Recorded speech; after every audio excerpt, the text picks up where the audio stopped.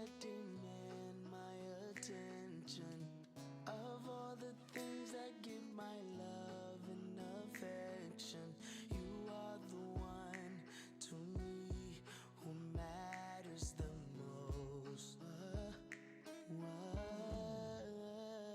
Yeah. Of all the things that demand my excitement, of all the things that I love, I decided you are the one to me who matters the most.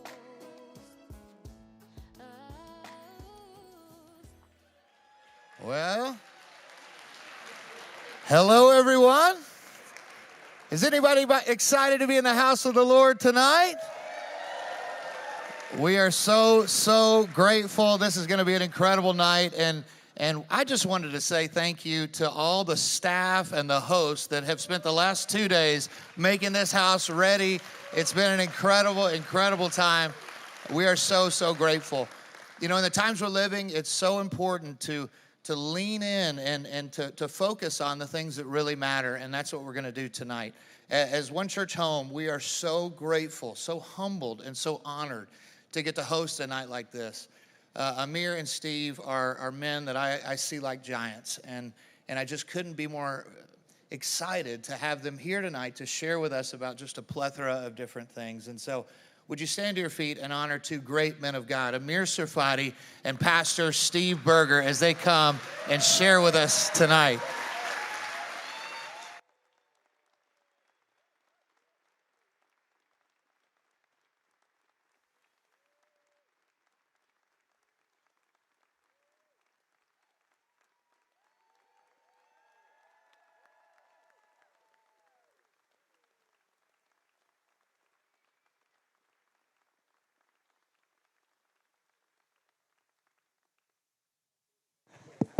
Thank you very much. That was weak. Thank you very much.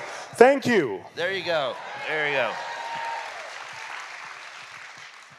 Well, it's good to see everybody out here tonight. Thank you for coming, and I'm quite sure that we're going to have a great time tonight, and that a whole bunch of truth is going to go out that you're not going to hear from very many places besides right here. We don't have the market on truth, but we surely have the ability to communicate truth that other people aren't communicating.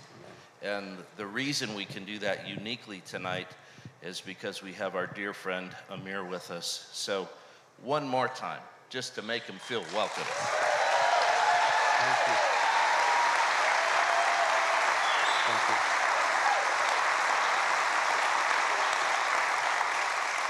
So we're going to have a conversation tonight. We have a general plan of where we're going to go, but you never know what might happen, and see how much time that we have. So let's just jump right in right away, Amir, and let's start with the ceasefire, Gaza, Lebanon. Take it. Give us some thoughts. Okay. What do you think about the ceasefire? Well, you know, nobody likes wars, but nobody wants to finish the war before it should be finished. Or else, what's the point of starting it to begin with? And I had my share of criticism online on the terms that we had in Lebanon, which heavily relied on the Lebanese military doing our job of cleaning up Hezbollah from the south. Because from what I know, there's the military in Lebanon is heavily compromised by Hezbollah. There's so many Hezbollah people that are receiving information from high officials in the Lebanese army. So one must be very cautious, you know. You don't want to, you know, roll into a place that planned. You have to understand, we have no problem with the Lebanese people. Never had, by the way. We wish we could live in peace with Lebanon because I believe it's one of the most beautiful countries in the Middle East and in the world. I just think that it has been taken hostage by Iran, and by Iran's proxies. And so what happened is Lebanon became an entity that has two military wings, the official military and Hezbollah. And in a very weird way, Hezbollah was much stronger than the military itself. And so what happened is that Israel, once we rolled in, and again, we didn't even want that war. October 8th, a day after Hamas started, Hezbollah started shooting. I mean, out of the blue, without any provocation, without anything. So what happened is Israel decided that once things are, once it's the right time, we're going to have to move our forces from Gaza up north and roll in and clean up all the south from everything that was there. And apparently what was there was supposed to was supposed to be 10 times worse than October 7th if they executed what they planned. And we found insane amount of weapon, ammunition, tunnels, infrastructures, rocket launchers, almost every other house in some of the villages. And it's funny because there is one village that is Christian, there was nothing there. And we never touched it.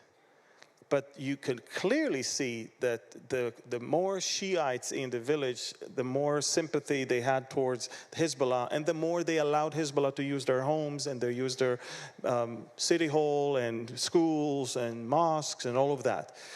And so I criticize Israel for pulling out within 60 days.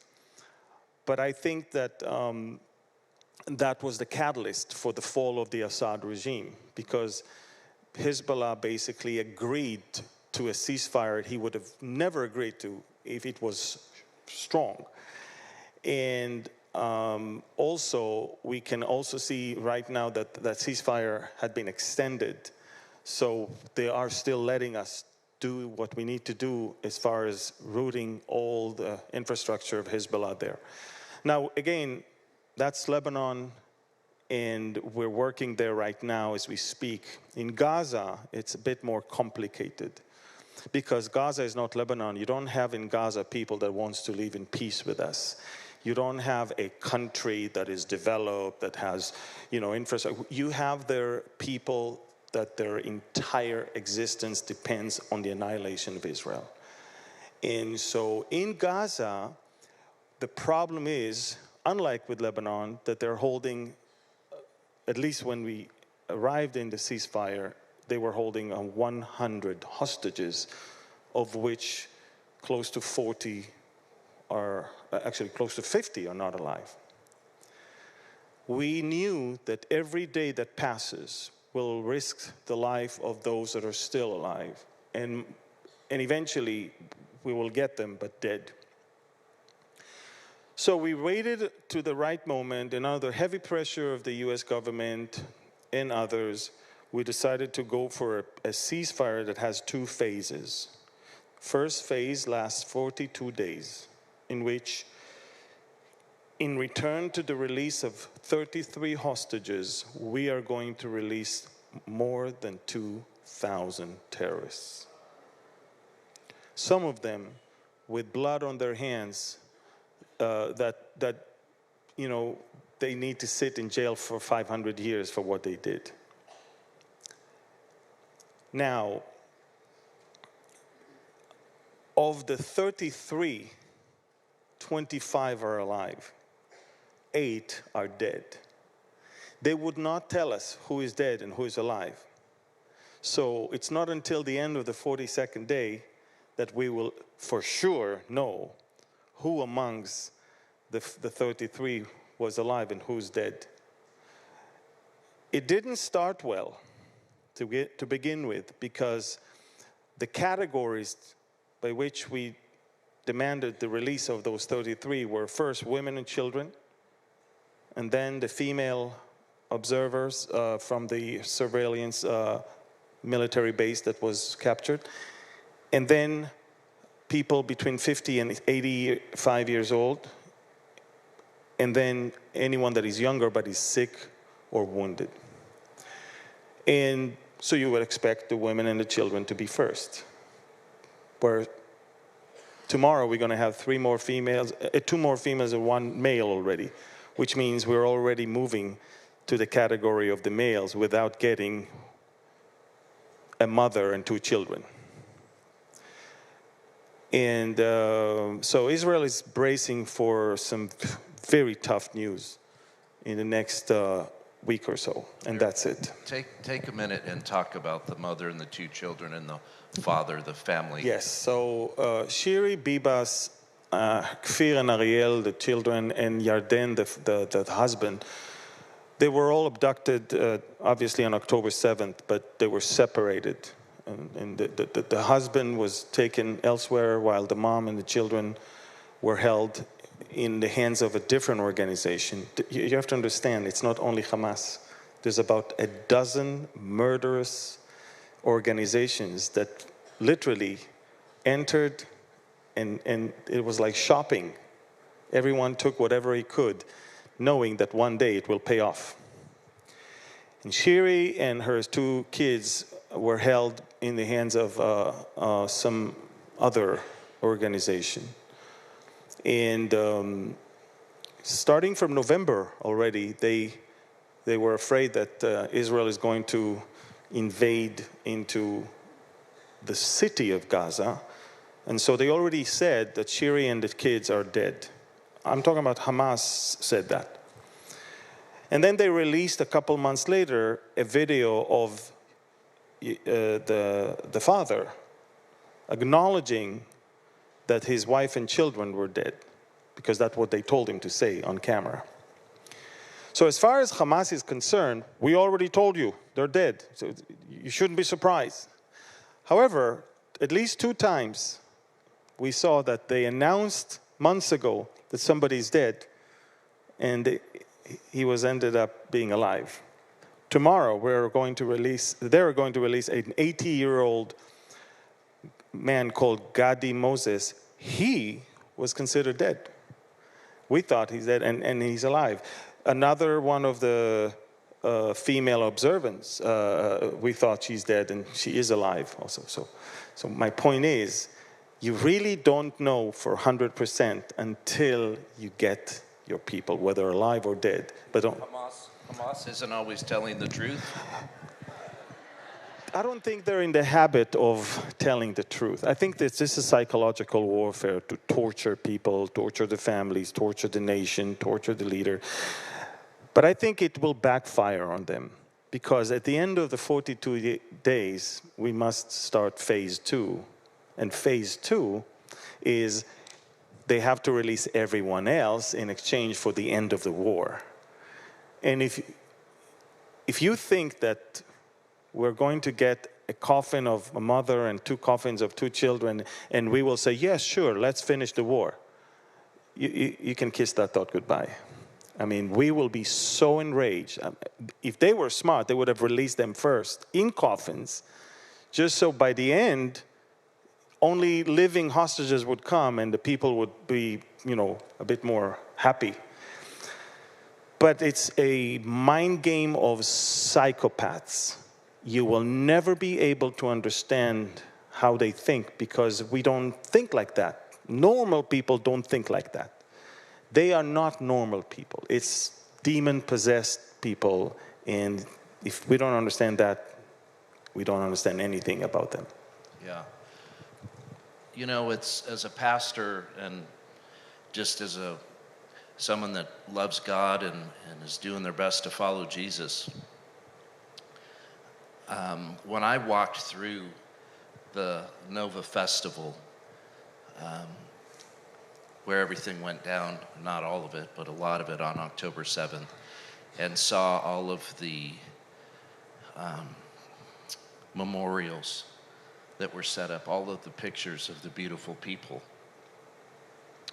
and then went into the Moshav, the villages that were assaulted, and to see what Hamas and their partners did was the only time in my life, I don't say this lightly, but I say this so that you understand what we're dealing with here.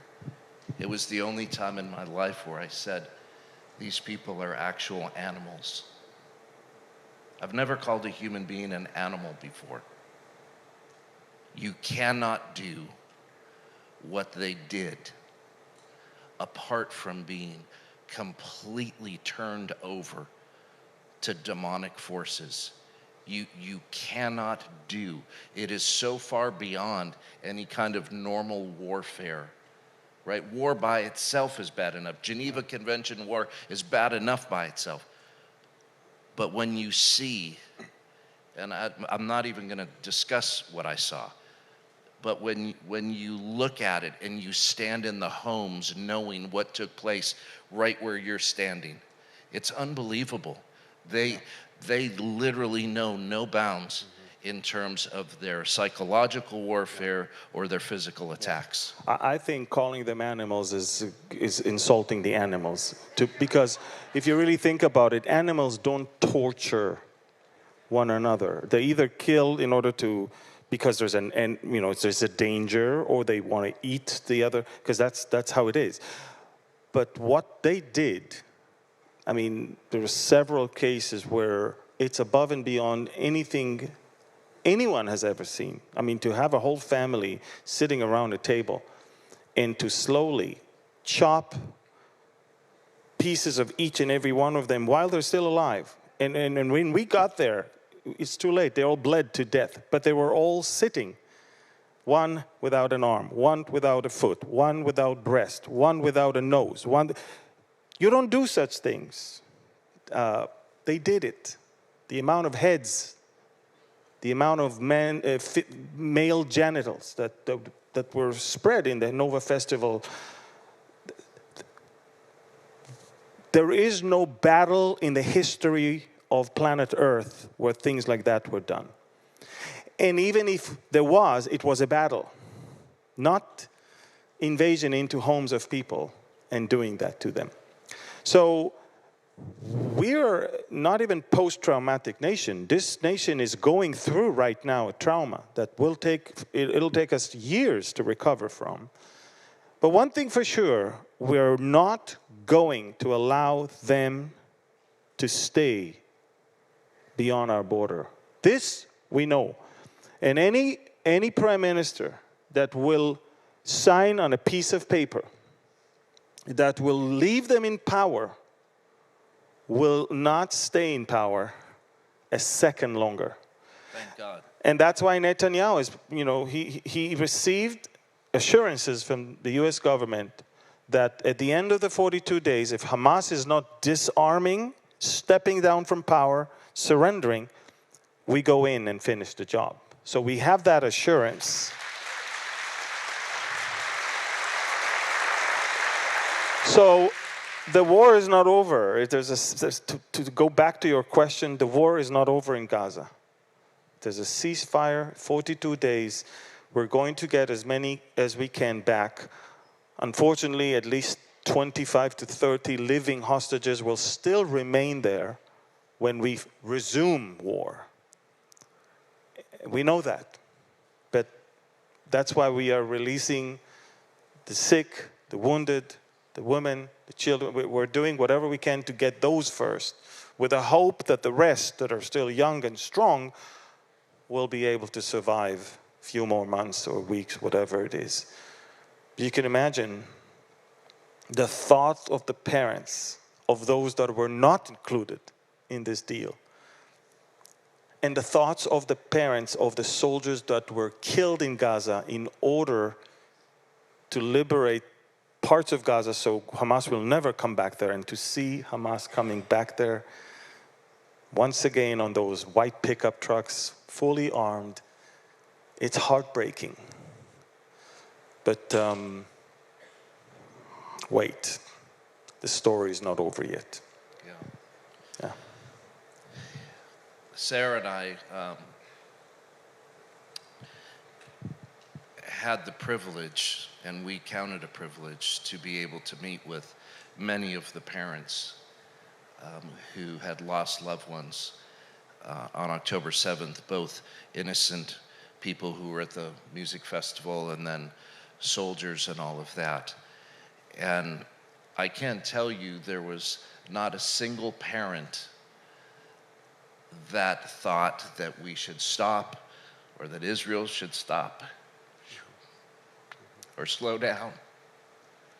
Hamas needs to go completely.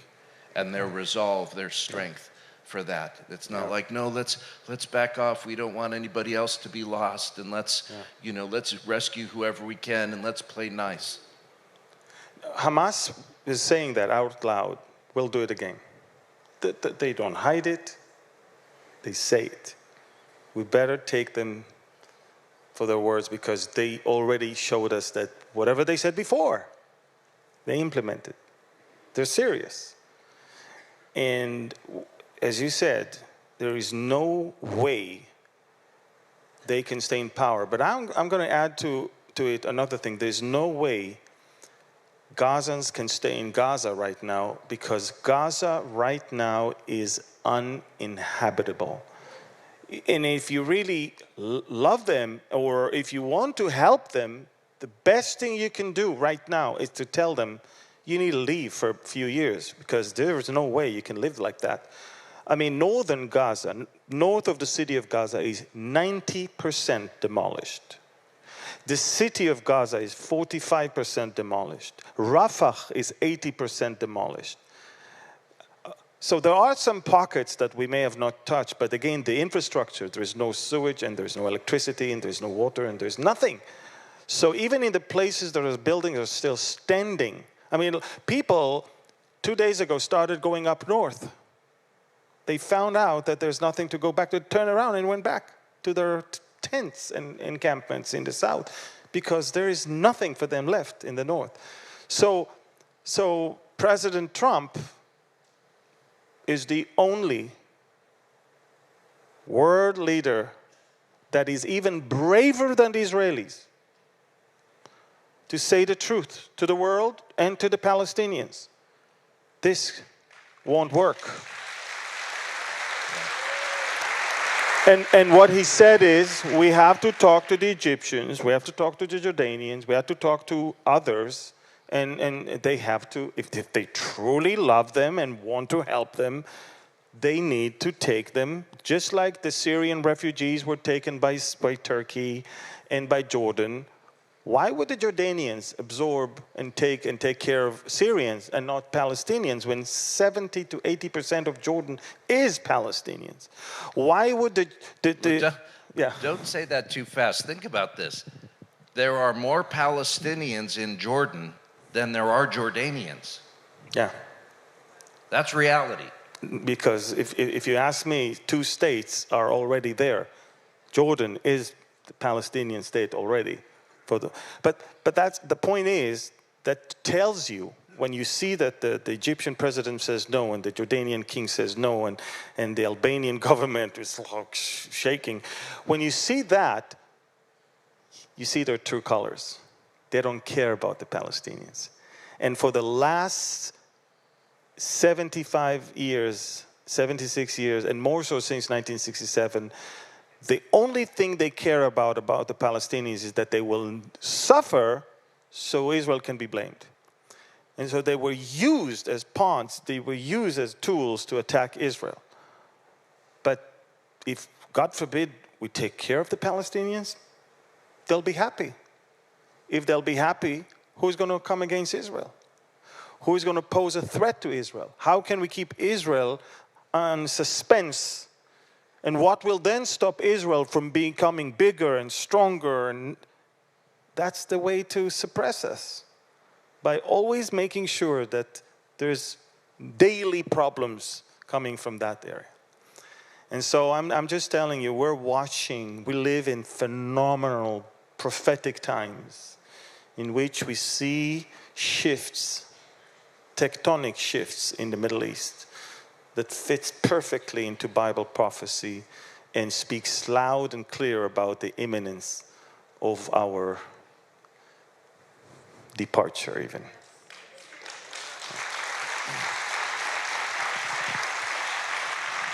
Amir, before we get into talking about and kind of picking up where we just were with two-state solution and some of the things that we can unpack there. I want to go back for just a moment, back to Lebanon for a minute, because people need to understand what happened with the pagers and the walkie-talkies.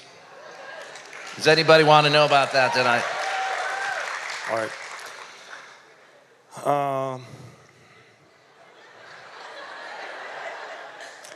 So first of all, it's two operations that were basically combined into one.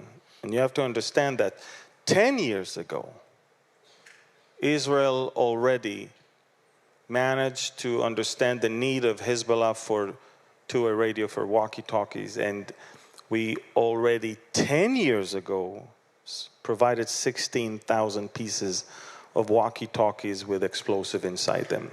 And for the last 10 years, I mean, we're talking about stuff that was waiting to be activated.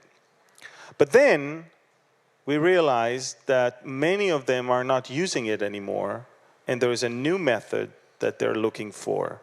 And so 2 years ago, when we realized that they're shopping for something else, smaller and a bit more easy to carry, because when you walk with a walkie-talkie, everybody knows you're a terrorist. I mean, it's like walking with two bodyguards next to you.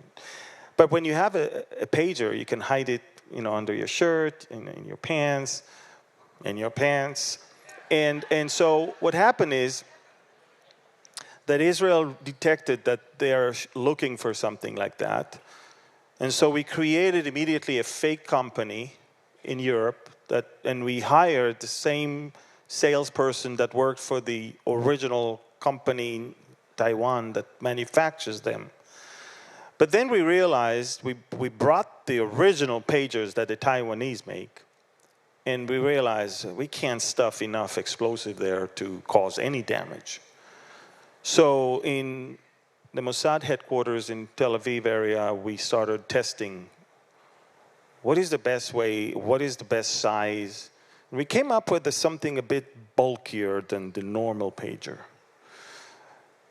And then we immediately went on in a campaign. There's a new pager, bigger, stronger, and better. And we managed to sell them those. And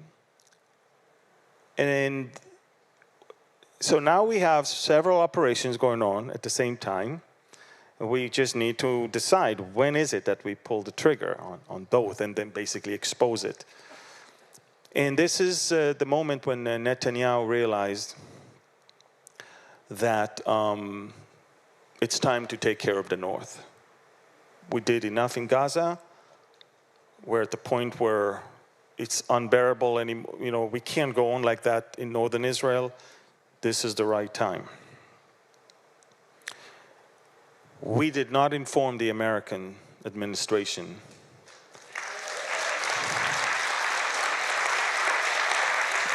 Here I am in America, and the Americans are happy that we did not inform the Americans.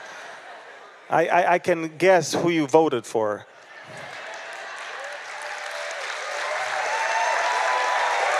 But listen, some of you might not be happy. Trump. But listen, the problem is that we needed to find the right moment. And so we sent the message. And the message was actually a message that if you want to read it, you have to take it and press 2 buttons in order to read it. Now, that's the message. You understand? The explosive will explode regardless if you read the message or not. But if you're curious enough to read the message, then you might be able to bring children to the world, but you'll be blind. If you never bothered to read the message, birth control. And so within few minutes, simultaneously, thousands of pagers exploded all across Lebanon, some in Syria, And lo and behold, even the Iranian ambassador in Lebanon carried one of those pagers, which tells you how much he's involved with Hezbollah, because we shipped it to Hezbollah, not to the Iranians. And immediately they told everyone, get rid of your pagers, move to your walkie-talkies. So the next day, the 10-year-old operation came to fruition, and we pulled the trigger on the walkie-talkies. And this is when Hezbollah realized this is it. And then Netanyahu took off to speak in the UN. It was another interesting diversion operation, because Nasrallah thought that if he's flying to America, there's no way he's planning anything. And so he invited all of his friends to the bunker to watch the speech of Netanyahu. Little did he knew that before the speech, Netanyahu gave the green light to destroy Nasrallah's bunker, and at the end of the speech, the bunker was destroyed. So the last thing Nasrallah, the head of Hezbollah, and all of his people saw, they were watching the Israeli prime minister on television.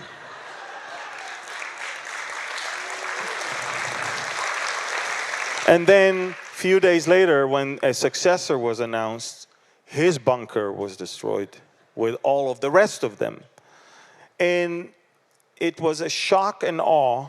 It took them off balance, of course.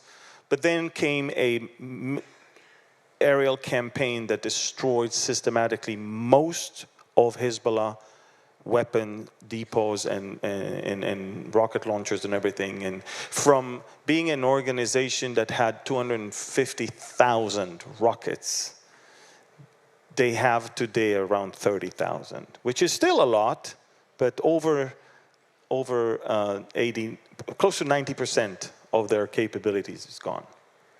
So that's Hezbollah. Now, make no mistake, Hezbollah was the biggest asset Iran had in the Middle East, the biggest. They have invested in Hezbollah billions of dollars. And so now you would assume that Hezbollah wants to rearm and recover. And then the Assad regime collapsed. And the one country that was supposed to be connecting Iran with Lebanon to smuggle more weapons is now gone, and Hezbollah is completely unable to reload, to rearm, and to recover. And it's a very weak organization right now compared to, and that is why we're able to do what we do in southern Lebanon, knowing that they will never shoot rockets again, because then even the 20,000 that are left will be gone. And so, you know, this is what we have in Lebanon. I think the Pager's operation is the largest targeted elimination, let's put it this way. Never in the history of planet Earth so many people paid for something that later on identified them as terrorists and kept them wounded for the rest of their life as terrorists. Very few died, by the way. We did not intend the explosive to be powerful enough to kill them, because we didn't want collateral damage. We wanted them only to be, and we also wanted them to agree to a ceasefire. So they literally swamped and filled the hospitals to the point the hospitals couldn't take anymore. And so when a country understands it cannot take care of its own people anymore, it's way more poised to agree to a ceasefire. And that's when the rebels in Syria realized if they sign a ceasefire, they must be crushed. And if they're crushed, it's our time to make a move. And this is it. Yeah. Let's get back to some of the issues surrounding the two-state solution for just a moment. If there's ever been a phrase that has stuck in the hearts of people that sounds so doable, sounds so agreeable, and it's two-state solution. Yeah. Let's just have a two-state solution. Let's let them have their land, Israel, let's have our land, and let's everybody just get along. And people, like, you realize when Israel pulled out of Gaza in 2005, Gaza was a test run for a two-state solution. Now, how did that work out? We all know. As soon as they got it, right? They're tearing down all of the greenhouses, everything that Israel had in Gaza, they immediately started tearing it apart. Yeah. The two-state solution is no solution. Well, as I said, there is already a two-state solution. It was already achieved in the 1920s. See, the original, listen to me, the original offer of the British government to the Jewish people for a state was Jordan and Israel combined. I don't know if you know that. That was Palestine. Palestine was not just left. Palestine was right and left. It's just that the one on the right was also called Transjordan because it's beyond the Jordan River, okay? So there is the West Bank on the west, and there is the Transjordan on the right. But all of it was called Palestine. So when the Balfour Declaration in 1917 was given, and it says there that the government of Her Majesty sees in a benevolent eye the establishment of a homeland for the Jewish people in Palestine, in 1917 it meant both Jordan and Israel of today. That was Palestine. And when later on the British changed their mind and decided to give more than 2/3 of it to the Hashemite family because the Ibn Saud family kicked them out of the Hijaz and took over Mecca and Medina. See, Mecca and Medina in Saudi Arabia were not controlled by the Saudis. They were controlled by the Hashemite family, which is now the family that rules Jordan. And that made the Hashemites nomads, and the Hashemites helped the British to win the war against the Ottoman Empire. As a reward, they gave them Transjordan. And in reality, as we talked about, this is where most of the Palestinians are. So if you ask me, there is already a two-state solution. It has been there forever. I don't see any other option. And I will tell you this. The reason why I don't see any other option is not because I don't want, it's because they don't want. What is the phrase that you are hearing in every university right now? As they chant in the streets of New York, of Chicago, of London and Paris, what is it that they chant? From the river to the sea, from the river Jordan to the sea, Palestine will be free. They don't want to live next to us. They want to live instead of us. They never ever wanted a two-state solution to begin with. By the way, it's something that the Western world is trying to enforce and on the Palestinians. The Palestinians don't want two-state solution. Ask any Palestinian, where do you want to live? What is the solution? He'll tell you.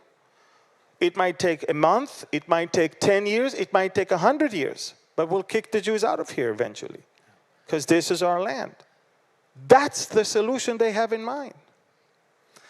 And so, if you ask me, the only two-state solution that works is that has been already implemented in the 1920s.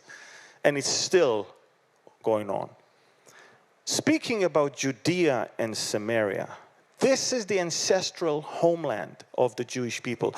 All of the stories of Genesis of our ancestors, of Abraham, Isaac, and Jacob, took place right there. And to say that it's not ours, to call us occupiers of our own land, to go to every archaeological site and to find in every archaeological site remains of Jewish presence from the first temple period, from the second temple period, from way before Islam was even born. And then you ask them, okay, so if you exist as a nation for so long, so who was your first president? They can't tell you. Who was your first prime minister? They can't tell you. Because the whole Palestinian hoax began in the mid-1960s when the KGB appointed Yasser Arafat to run the biggest deception drill in the history of planet Earth. Is creating something that never existed and claiming that it has been there forever. Now you can fool some people with a certain level of IQ, but you cannot fool archaeologists, and you cannot fool historians, and you cannot fool any of those people. We know who was there. I don't know if you know that, but in the 1920s, the Muslims themselves issued books saying that the Temple Mount is where Solomon's temple used to stand. They say that, not we. Ask them now, they'll say we never said that. I have it. Because in the 60s, everything changed. And nobody bothers to check and to go back and see. This is a deception that is sweeping through the whole world right now. And isn't it interesting, all the chants and all the rallies, anti-Israel rallies and pro-Hamas rallies started when? October 7th. Before we even began to retaliate. It was all well orchestrated, well planned, well designed. That's what it was. So two-state solution, I'm for it. It's there. It has been implemented already. We can continue to live like that. But be clear, when you're saying two-state I'm solution... talking about Jordan and Israel. Exactly. I'm not talking about another Palestine. Within Israel. There is no such thing. Right, exactly. Yeah, we tried it. It's not working. Didn't work. No. I want to talk in a few minutes. We'll get to the warnings from the scriptures about dividing the land. We'll get there in a minute. In Israel, you need to understand that the left in Israel it's the same mindset as the left here in America. I'm not trying to simplify it, but you will at least understand what I mean by that. It is the same mindset, it's the same philosophy. The left is the left, the right is the right, the conservatives are the conservatives. So in Israel, when I make this comment, I'm not saying everybody is for it, but I will tell you, in Israel, there is a movement. I was there personally, which I told my daughter Heather when I called from Israel. I said, I think I saw history being made today. I think the day's going to come when I say I was at the meeting when it happened. There is movement in Israel for Israel one state. Being very clear, Israel is one state. There is no two-state. There never will be two-state. Gaza's done. Hamas is done. Israel's one state. There is no more West Bank. There is now Judea and Samaria, again, our ancient homeland. So back in October, I was in a meeting with Ambassador David Friedman in Jerusalem, members of the Knesset, members of the administration, all talking very, very openly and very boldly about Israel one state. It was unreal to sit there and to hear the conversations that were being had. Someone from the administration got up and said, when one state happens, and we don't have it all figured out yet, but when one state happens, you need to know what we're going to do. Number one, we're going to tell every single Arab in Israel, if you want to stay here and be a citizen of the one state, and you want to be a good, productive part of the nation, we want you here. You're welcome here. Option number two, if you don't want to stay here and you don't want to be a happy participant in the nation of Israel, we'll help relocate you. We'll send you out of the country, and God bless you wherever you go. Number three, if you decide to not be a good, productive, peaceful citizen, and you decide that you want to stay, you better learn how to dodge bullets. That was from a member of the administration. Israel's not playing around anymore, y'all. Israel is not playing around anymore. And so obviously they need our prayers now more than ever with things that are unfolding. But it's a historic time. It's a prophetic time. It's one other thing I want to talk to you about, and Amir can jump in here in just a second, but you've heard the president in the last couple days talking about sending those who are from Gaza to the two countries what we mentioned a bit earlier, Egypt and Jordan. That's not a new idea.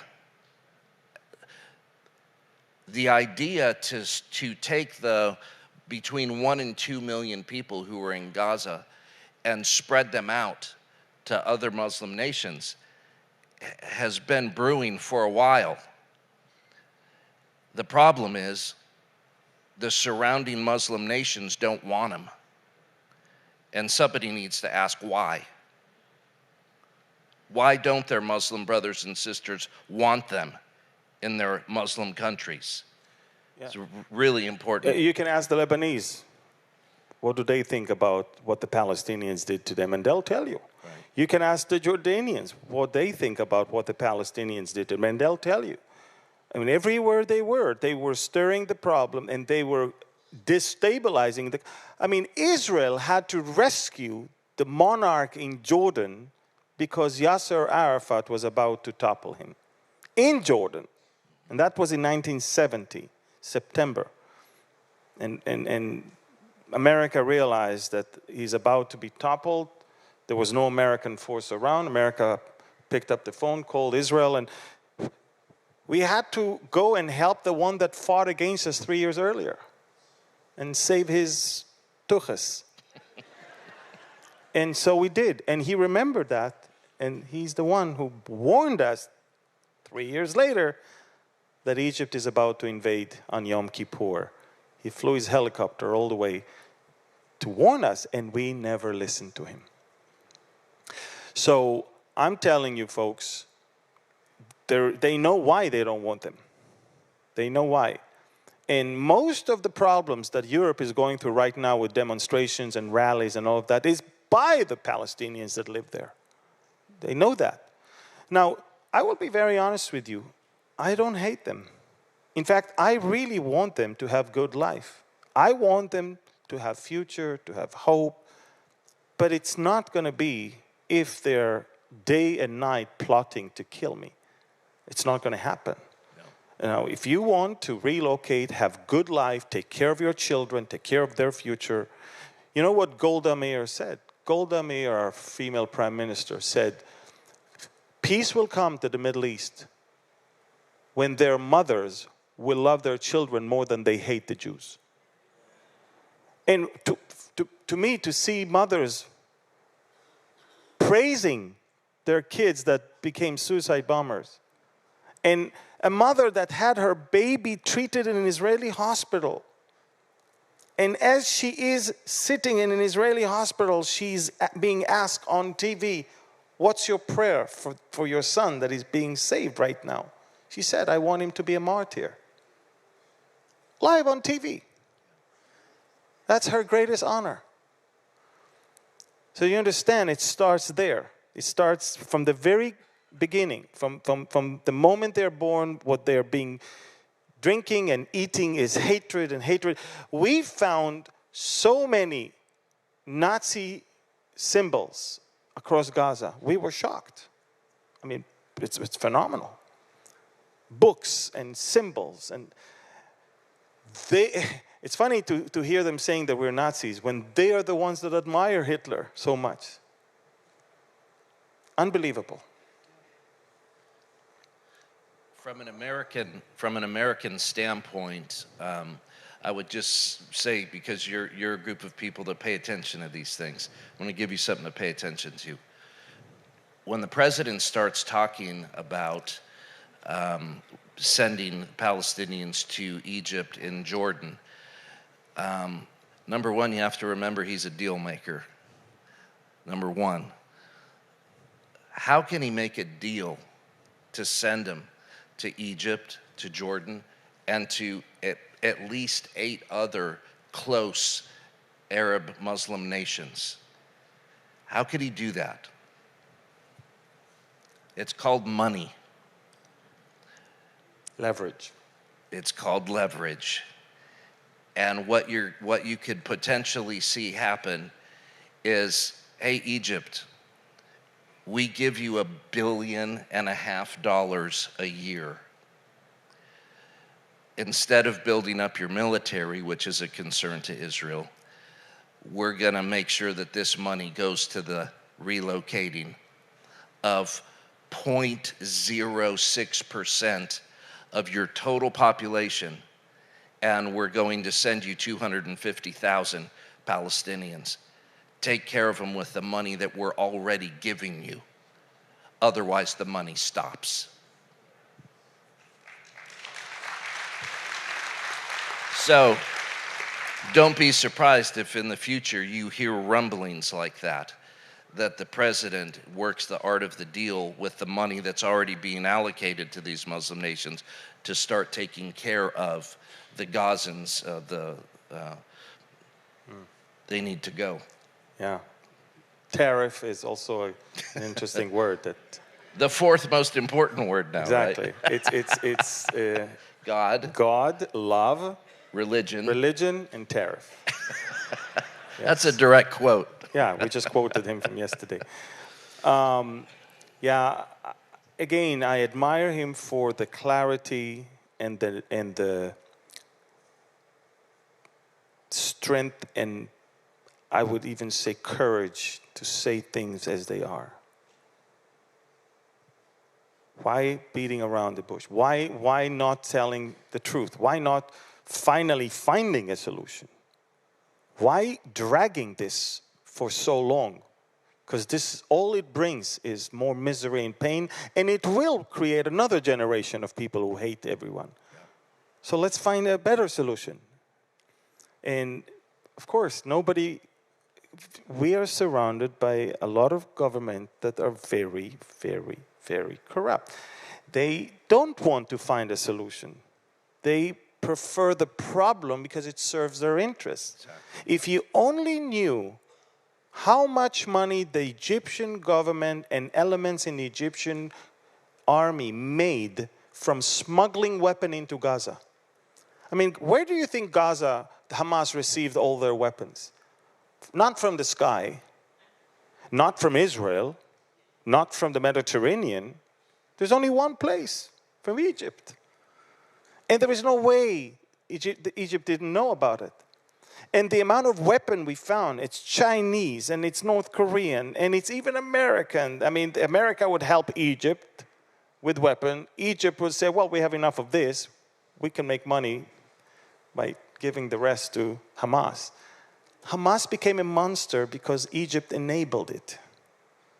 And even on October 7th, that night between October 6th and October 7th, that horrible night, when the head of the Israeli Secret Service was on the phone realizing that at midnight, SIM cards of thousands of terrorists were activated, it was red flags everywhere. The first thing he did, he called his Egyptian counterpart and say, look, you guys are working with Hamas. What's going on here? And he told him, don't worry, it's just another exercise. That's it. And he knew exactly what's going to happen. And so what I'm trying to say is that of all countries, Egypt should pay for the Hamas becoming a monster and for what Gaza looks like today. And of all countries, Egypt is the one that is not having just one wall, 3 walls. So the Gazans, God forbid, will ever, they won't enter into Sinai. It's very sad. But you know what? President Trump is unmasking all of that. He's telling the Egyptian president, I'm sorry, but I don't think you have an option here. You better open the Rafah crossing. You better let them cross, not in, but out. Out. Thousands should cross every day out. Because they already left their encampment, went up north, saw that they have no house, turned around, went back south to the same encampment. How long do you think they can live in tents? 10 years? No. So eventually something will have to happen. You know, we can talk about things from a political or an economic standpoint and things that seem to make sense, military standpoint, but this issue of dividing God's land, we have to look at it from a biblical, spiritual standpoint. So when you search the scriptures, and there's too many to get into tonight, but I do want to draw your attention to Joel chapter 3. When you talk about dividing the land that God calls his land, personally, he takes it personal. When you talk about dividing the land, God's not good with that. He's not good with that. It's not like, oh, you know, okay, well, we need to all get along and split it up. And no. Read Joel chapter 3. And if you read Joel chapter 3, you're going to find out 6 reasons why God is going to judge, listen to me, all the nations. You're going to find 6 reasons in Joel chapter 3 alone why God is going to judge all the nations. In verse 2, what you're going to find out is God saying, they divided my land. This issue of two-state solution, this issue of dividing the land in Joel and Deuteronomy and other places, it's not a small issue with God at all. And so when we talk about dividing up his land, he takes it personal. He's not happy about it, and he will judge every single nation that is for dividing the land. So on our part, as people who are biblically literate, we want to make sure that we stand with what the scriptures say. We're not for a two-state solution in Israel as the world means it. We're not for it at all. We're not for dividing God's land up at all. We're not for it. Not just from economic or military, but for biblical theological reasons. We're not going to carve up God's land, okay? Now, that's worth something. I do want to take just a minute to give you some things that will at least cause you to scratch your head. When the United States of America has pressured Israel to divide the land, to succumb to the pressure of a two-state solution, you cannot look at what happened to our nation within days of us pressuring Israel and look at it as coincidence. So 5 things real quick to get your attention. March 22nd, 1979, U.S. President Jimmy Carter did not side with Israel and veto UN Resolution 446, claiming that Israel illegally occupied territory since the '67 war. 4 days later, the Egypt-Israel peace treaty was signed in Washington when Israel gave up the land. Then on the 28th, March 28th, a total of 6 days later, the worst nuclear power plant disaster in U.S. history hit. Does anybody remember 3 Mile Island? Yeah, that was right after we pressured Israel to carve up God's land. Do what you want with that one. October 30th, 1991, President George H.W. Bush opened the Madrid Peace Conference, which brought Israelis and Palestinians together to negotiate. Bush told Israel that, quote, territorial compromise is essential for peace. In other words, chop up the land. The next day, on October 31st, 1991, at President Bush's home in Kennebunkport, Maine, Hurricane Bob hit The North Atlantic storm struck with waves that were 3 stories high and all but destroyed his personal house. I'm from sales, not from management. August 1992, the Middle East Peace Conference moved to Washington, D.C. August 16th, Hurricane Andrew made landfall in Florida, causing $30 billion in damage. It was the worst natural disaster up to that point in all of U.S. history. On the same day that Hurricane Andrew was formed in the Caribbean was the exact same day we're pressuring Israel one more time. And what happens? Florida gets wiped out. Anybody remember Hurricane Andrew? There was nothing like it at that time, the worst ever in American history. August 2005, President George W. Bush convinced Israel's Prime Minister Ariel Sharon to remove 9,000 Jews from Gaza, turning it over entirely to the Palestinians. He did that. On August 23, 2005, President Bush praised Sharon for claiming the Palestinians should have their own state, and that precise day, anybody remember what happened? Hurricane Katrina originated over the Bahamas, making landfall as a Category 3 hurricane on August 29th in southeast Louisiana, New Orleans, lasting until August 31st. It doesn't go good for America when we pressure Israel to carve up God's land. If you can read those things and go, oh, that's all just coincidence, you have either more faith than me or more stupidity than me. I'm not sure which one. You can't look at it and just go, it's coincidence. So just some things to think about.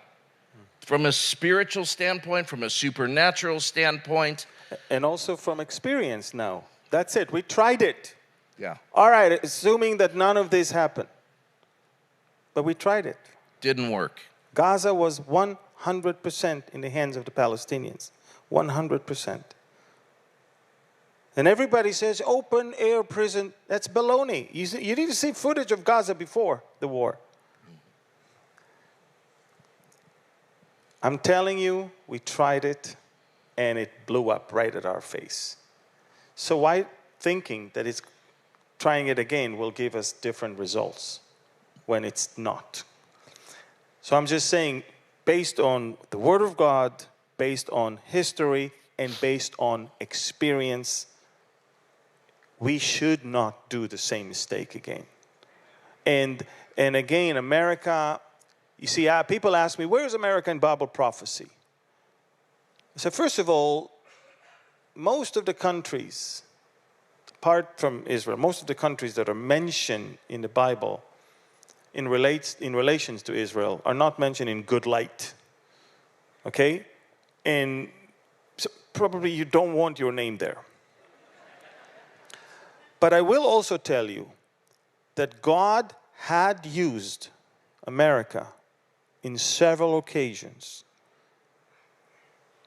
Because Bible prophecy has never been about nations and the way they interact between each other. It's about nations and the way they interact with Israel. That's right. Israel is the center of Bible prophecy.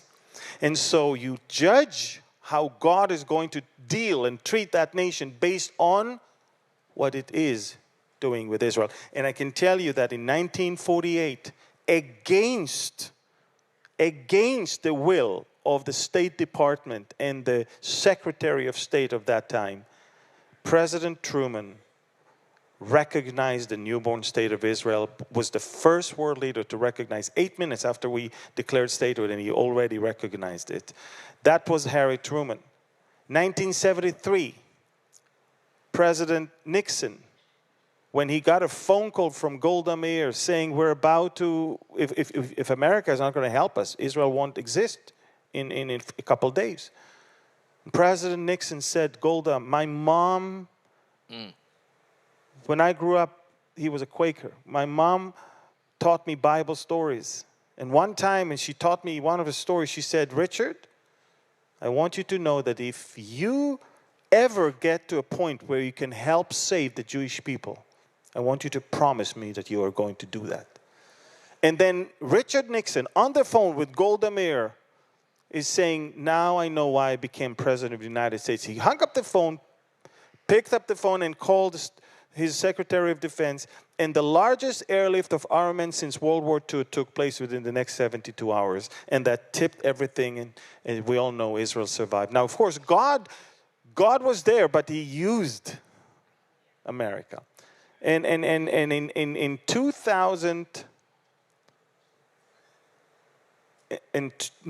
2020, finally America, under President Trump, did 4 things. 1, acknowledging that Iran is bluffing the whole world and pulled out of the Iran deal. 2, acknowledging that Israel's settlements on the Golan Heights are legal and the Golan Heights is indeed Israeli sovereign territory. 3, acknowledging that the Israeli settlements in Judea and Samaria are legal. And 4, moving the embassy of the United States of America to Jerusalem. No president in the history of America ever did those things. And then in 2021, from January 2021, we entered into a period that is more crazy than anything we've ever seen. We've never seen anything like that. When it's day, they call it night. When it's night, they call it day. And because of this previous administration's policy, the war is still going on. Make no mistake, we could have finished with Hamas 5 months after we started the war, not a year and 5 months. You understand that the only element in the world that stopped us from destroying Hamas was the United States of America during President Biden's administration. Not only that, we are the only country on planet Earth that provides its enemy food in order to survive. We're the only country that is providing Nutella, pistachio, and cigarettes, lest they don't have Nutella for breakfast or cigarettes to smoke. Telling the world this is humanitarian aid. And I don't want to mention what other things you guys paid for in order for them to use as of the last 24 hours. Which they use, by the way, in order to carry bombs into Israeli territories. Because one thing for sure, they did not stop bringing babies to the world. Do you understand the level? I don't even think it's ignorance. I think it's evil. Absolutely. I think it's evil. So, look, my prayer is that the President of the United States will be surrounded by the right people that will give him the right advices, and that he will not be afraid to go forward and execute all of these things, and he will understand, A, that God is with him, and B, that we already tried everything else and we know the outcome. Yeah. And so that's and Netanyahu is the first world leader to come and to an official visit to the White House in the second presidency of Donald Trump is Benjamin Netanyahu. And my prayer is that to next week's meeting on Monday, I think, my prayer is that next week's meeting will be a meeting that will coordinate the most important collaboration between America and Israel ever. In that all of us will see the results thereof not too far after it. Because you need to understand something about Iran. That's the biggest problem. By the way, not the Iranian people. You should understand something. We are in love with the Iranian people. Israelis and the Iranians are very good friends. But the Ayatollahs and what we call the Islamic Republic of Iran, which is not representing most of the Iranians anyway, that's the problem. And I need you to know that they are weeks away from nuclear bomb. See, for years, we tried to stop them from acquiring the components. It's like you're about to bake a cake. It takes you, it takes you time to go and buy all the products. But then once you have all the products, all it takes is 10 minutes to mix them and then put them for 45 minutes in the oven, and that's it. And they're at the point where they already have all the products. The only thing they wait for is the decision to bake the cake. And once they take that decision, in 3 weeks they have it, because they have the products. We cannot afford living in the Middle East with Iran having nuclear bomb. No one can afford that, not only us. The whole world. The whole world. And the Middle East, I mean, Saudi Arabia and the UAE and all the countries around. No one. It's the biggest destabilizer in the Middle East and the whole world. But the Bible says that Iran is going to come against Israel once again, but not alone and not counting and banking on its own proxies, which we already see that they're dissolving. But it's going to join Russia and Turkey, and that's the Ezekiel war. So I'm not a prophet. I come from a non-profit organization. But I can tell you that I don't think the Iranian regime will be toppled on one hand, but on the other hand, I don't think they'll reach a nuclear weapon. Because if you do, you don't need to join Russia or Turkey. No one is going to touch you anyway, okay?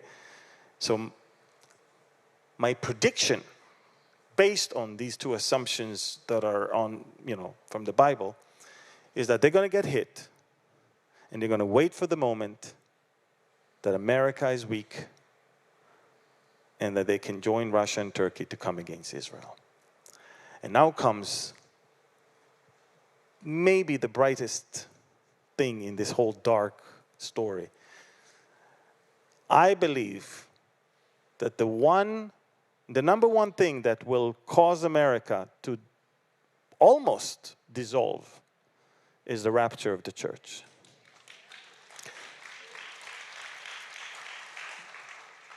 I don't need the clapping. I want to be out of here. First, I want a new body, because this tent is not for me.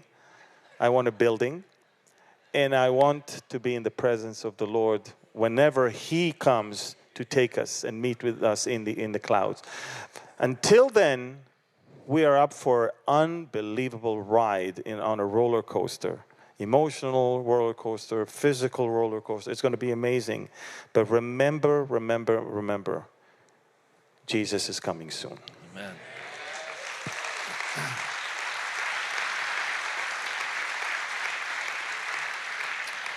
All right. Amir, here's what I want you to do. I'm going to talk for just a minute about some things in Syria that the people need to know about. And then while we're talking about that real quick, pick some questions to answer that some people sent in. Again, because you all are students and you pay attention to world affairs, there's something I want to put on your radar as it relates to Syria. There is an amazing bright spot happening in Syria that most of the world doesn't know anything about. And that bright spot is what originally was called the AANES, the Autonomous Administration of North and East Syria. Now it's called the Democratic Autonomous Administration of North and East Syria. Listen to this, think about this. In Syria, in the Middle East, there is an autonomous region. It is in the northern strip of Syria. It borders Turkey in the north. In the Middle East, in a predominantly Muslim country, there are people who have set up an autonomous government there.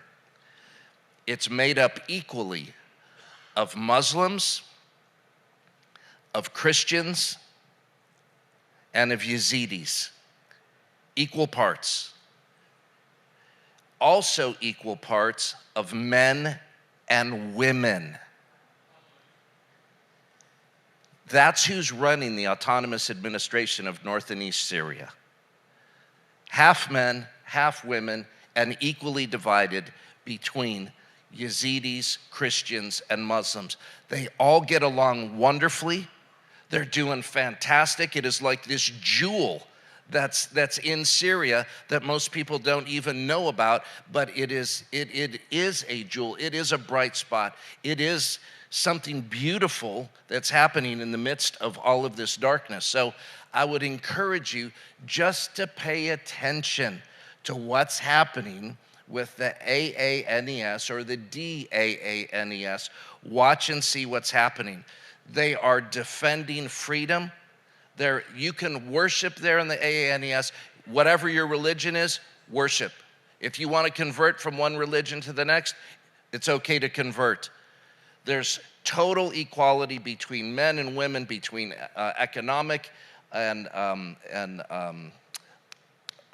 national backgrounds, total equality across the board for everybody. It's happening right now in the Middle East. Most of us don't know about it. You need to pay attention to it. I had the privilege of being there 4 years ago, talking to all the leaders, the military leaders. I watched it. I stood in the city square in Raqqa, where ISIS only 18 months earlier were cutting people's heads off and sticking their heads in the city square. I stood there in the midst of a free Raqqa because of the AANES doing battle and winning wars together, Yazidis, Christians, and Muslims working together. Pay attention to the AANES. It's going to play a spot in what happens in Syria in the future. I guarantee it. So, the first question is, the May 7 to 17 Bible Experience Tour put up by Behold Israel, will Amir be part of the tour? I am not always with the tours, but I come to teach in several locations and answer questions also. So, not all the time, but I will be there. Will the Antichrist be of Jewish descent, another nationality, and will he be responsible for building the third temple? That's we don't have 5 hours, but... I will tell you, first of all, that the building of the temple is something that the Jewish people are going to do. Definitely, they need approval from a world leader in order to do something that potentially could bring World War III or IV, depends when. But I will tell you that, you know, the Jewish people don't look at the Messiah as a God. And so obviously, when they will have the wrong choice, the wrong pick, it will be a man. And obviously him bringing peace, prosperity, and allow them to build a temple will definitely help them to see him, or in him, messianic components that are essential for them to move to a level of worshiping God for the first time in 2,000 years from a temple in Jerusalem. For a temple to be built on Temple Mount in Jerusalem, you cannot have Islam as a major religion that is threatening the world. Islam has to come to a point where it is defeated and diluted. And what am I trying to say?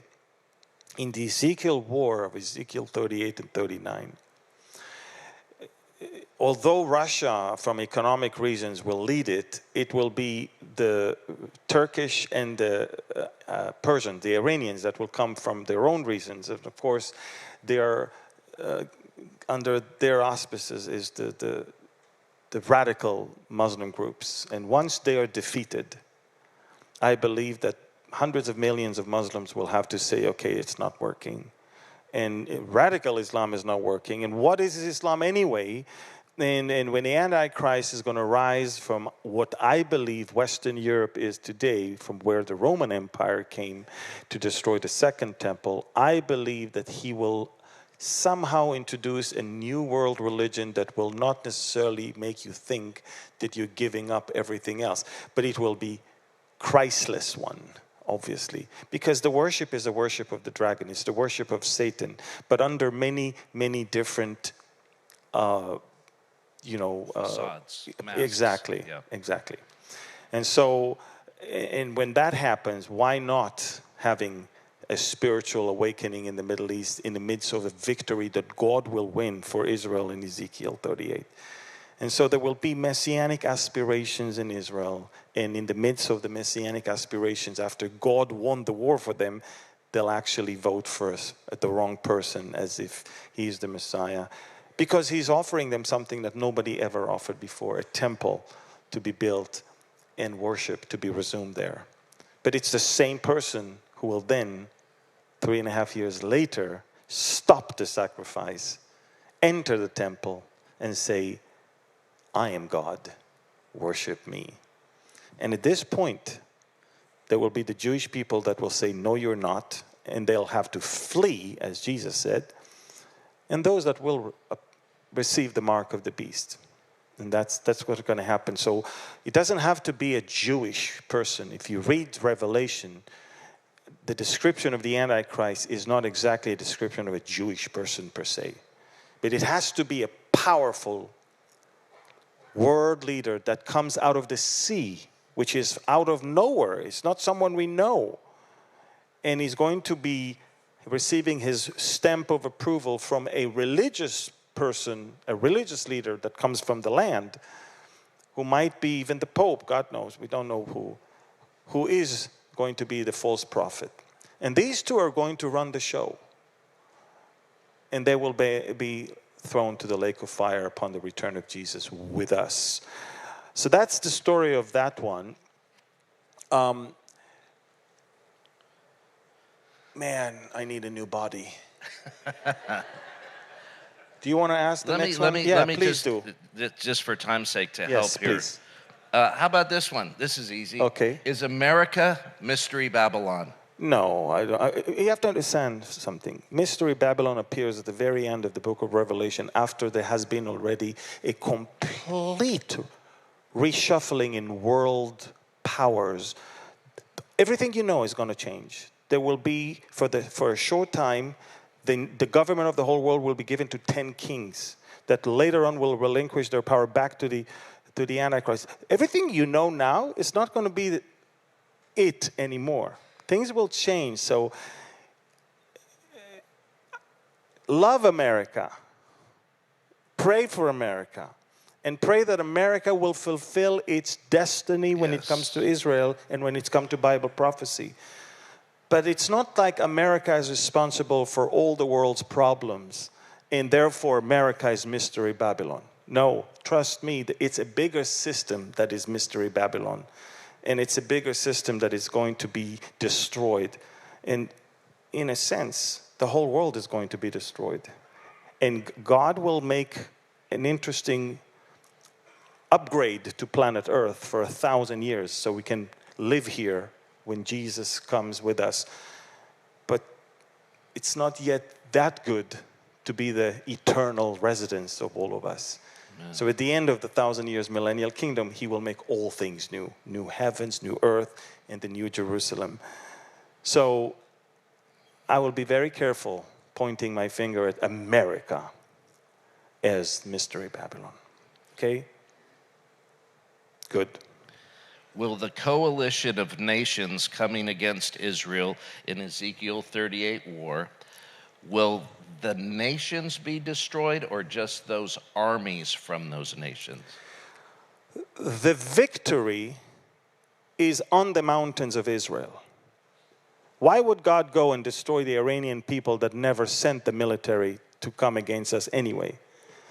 And if the victory is on the mountains of Israel, that means it's the military that is destroyed, and they're going to be powerless back there. But I don't think you have to destroy all of the Iranian people for the shenanigans of their government and their military. You understand that? So God will destroy them on the mountains of Israel in a supernatural way. So it's not like the Bible says, and God is going to destroy them there. And that's why all that we want, by the way, is that we will be safe and that God will protect us. Destroying other nations wherever they are is nothing we are looking for. We don't need it. We don't want it. You have to understand, we don't want to invade any country. We don't need any country. All we want is that they will leave us alone. This is why when we created our military, we named it IDF, Israel Defense Forces. We defend ourselves. Now, if you're plotting there, we'll go and destroy you there. But I don't need Tehran. I don't need Damascus or Cairo. Just leave me alone. Don't invade my country and try to destroy me and take my capital, Jerusalem. Personal question. Please. Your conversion. What kind of challenges did There you... is no conversion when it comes. Okay, I'll tell you this. Listen. Your fulfillment. You need to understand, the question was not exactly that. The question was your switching side. Am I right? Or what was it? Read it again. I don't want to say you were wrong. Okay. I'm sorry that the middle of my sentence got in the way of the beginning of yours. Just curious, it says this, just curious if Amir struggled at all switching to Christianity. No one switches to Christianity. No one. You don't switch. It's not either or. I remember the first time I came to the Philippines to teach, somebody met me in the street. And he said, so are you Catholic or born again? I'm like, are these your two options here? Oh, of course. There is no church that is not made of born again.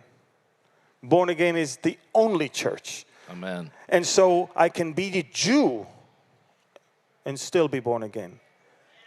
You understand that? So I did not switch to Christianity.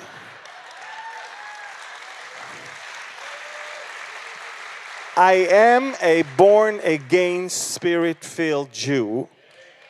And by the way, no one can be born a Christian. No one in the history of planet Earth has ever been born a Christian. What are you talking about, Willis? Well, if your birth certificate says that you are a Christian by birth, that's wrong. You were born a sinner. To be born again, you need to be born again. It doesn't matter you're born Hindu, Jew, Muslim, Catholic, Orthodox, whatever. You have to be born again. And the first person that ever heard these two words, to be born again, was actually a Jew in John 3:3, Nicodemus. So my point is that Jesus never told Nicodemus, switch to Christianity. He told a Jew, you must be born again. How about that? You see, I read the question. I just want to say that it wasn't my question. Okay, very practically, last question. Last question. What can we do to best support Israel? Okay. So I'm going to say this. That the problem of a lot of Christians is that they don't know the Bible. And because they don't know the Bible, they can call themselves Christians and yet switch to the anti-Israel camp because they don't know the Bible. They can be very successful and very, very famous people on the media, and yet they can switch to be anti-Israel and still call themselves Christians. And it is because they don't know the Bible. And so my mission is to educate people so they can, with the scriptures, in order for them to understand why. And once you understand why, it's easier for you to pray. It's easier for you to support in a more practical way. But first you have to understand why. First you have to understand what is it that God says that you need to do.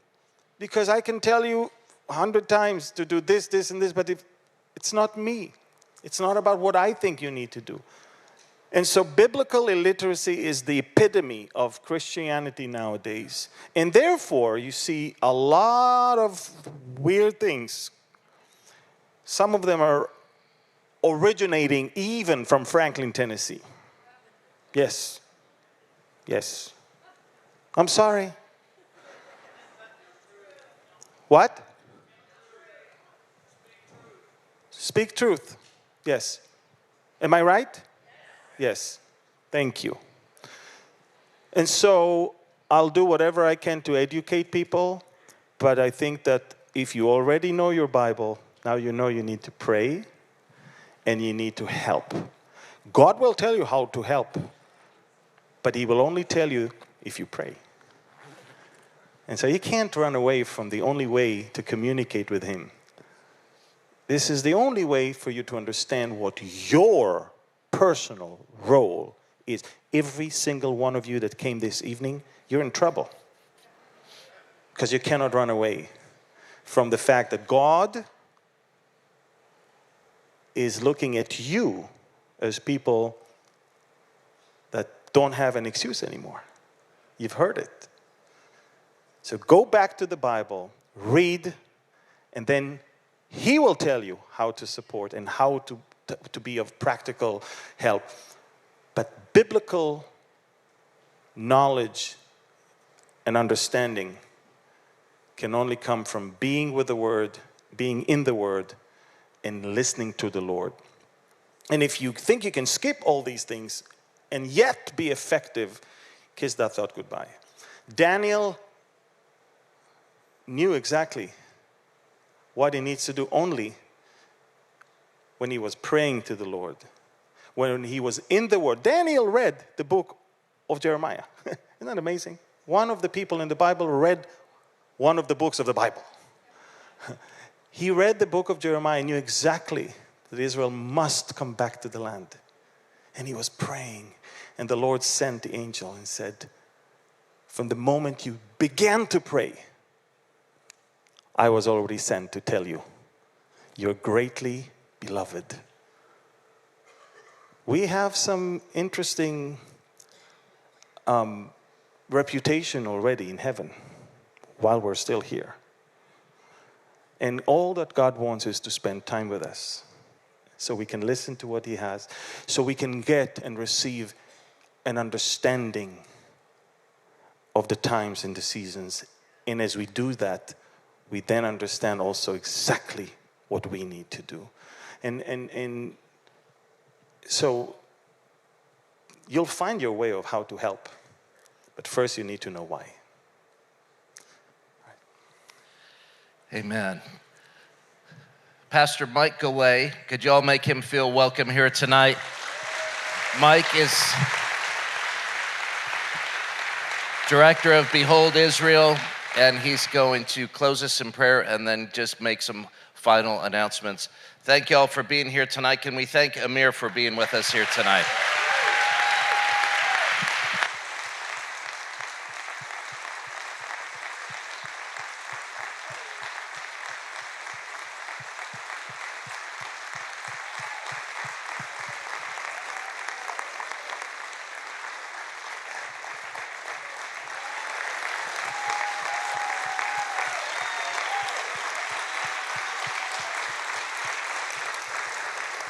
All right, now the fun times start. They're going to go out and they're going to be available, both of them, at the reception. If you're interested in that, the door is right through there. If you want to just go straight to the parking lot, hang out, or leave, that's the door that you go through.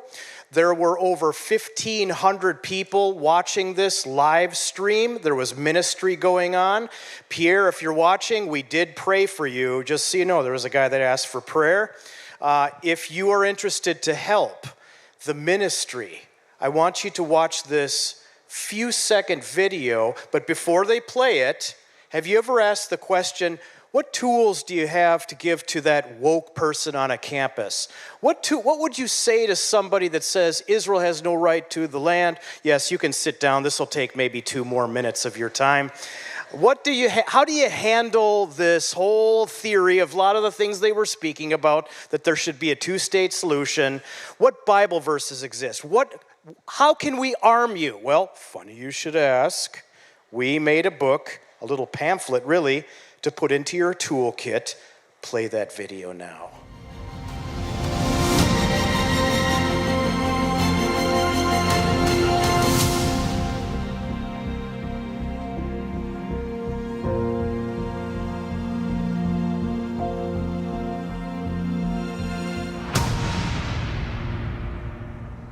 Oh, yeah. Scan the QR code. If you scan that QR code right now and you pre-purchase that before the actual release date, what you are doing is you are triggering a cauliflower effect of other businesses and bookstores buying this to sell it, which then reaches more non-believers, universities, governments around the world. For $7, you pre-buy this book, and it triggers a cauliflower effect of outreach. That's the QR code. It'll take you to Amazon.com. Enough infomercials from me. I want to thank you on behalf of Behold Israel to One Church Home. Thank you for hosting. Thank you to ASI for being long-term friends, brothers, and family. Omar, it's good to see you again. And all of our friends and family from Behold Israel, let's close in prayer. Yivarech Adonai v'yishmerecha. Ya'er Adonai panav elecha v'yichunecha. Ya'er Adonai panav elecha v'yasem lecha. Shalom. The Lord bless you and keep you. The Lord make his face shine upon you and be gracious to you. And may his countenance be upon you and give you peace. We are dismissed. Go about your evening with confidence that the Lord is on the throne. Amen and amen.